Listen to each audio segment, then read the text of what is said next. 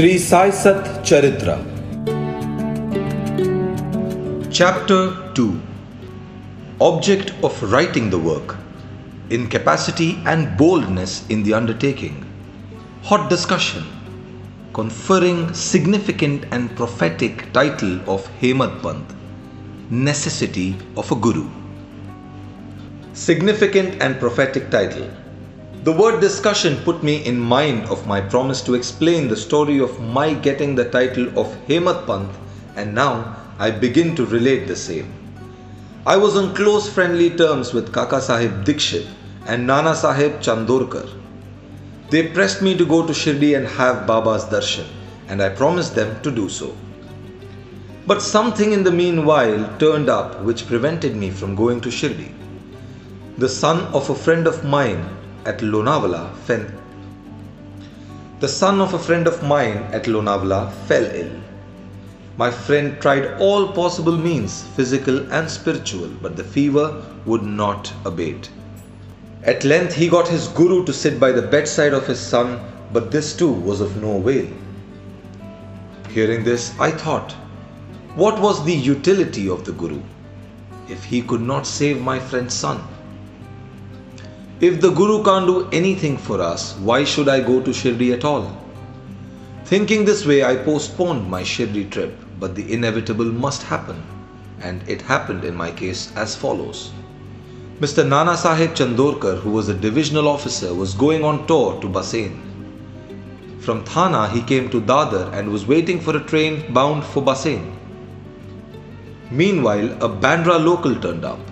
He sat in it and came to Bandra and sent for me and took me to task for putting off my Shirdi trip. Nana's argument for my Shirdi trip was convincing and delightful, so I decided to start for Shirdi the same night. I packed up my luggage and started for Shirdi. I planned to go to Dadar and from there to catch a train for Manmad, and so I booked myself for Dadar and sat in the train. While the train was to start, a Mohammedan came hastily to my compartment and, seeing all my paraphernalia, asked me where I was bound to.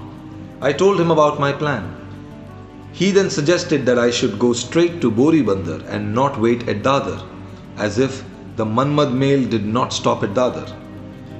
If this little miracle or Leela had not happened, I would not have reached Shirdi next day as settled, and many doubts would have assailed me. But that was not to be.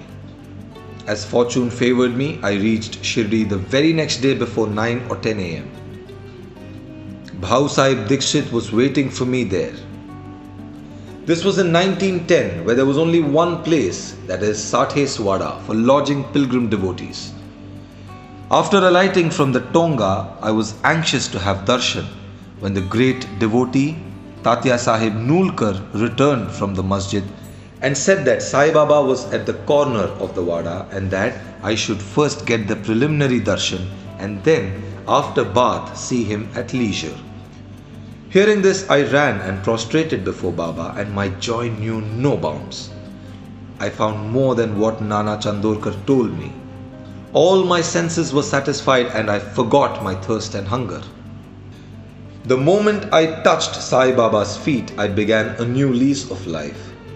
I felt myself so obligated to those who spurred and helped me to get the darshan, and I considered them my real relatives, and I cannot repay their debt. I only remember them and prostrate mentally before them. The peculiarity of Sai Baba's darshan as I found it is that by his darshan our thoughts are changed.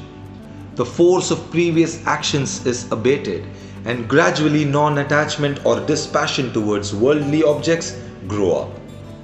It is by the merit of actions in many past births that such darshan is got. And if only you see Sai Baba, all the world assumes the form of Sai Baba.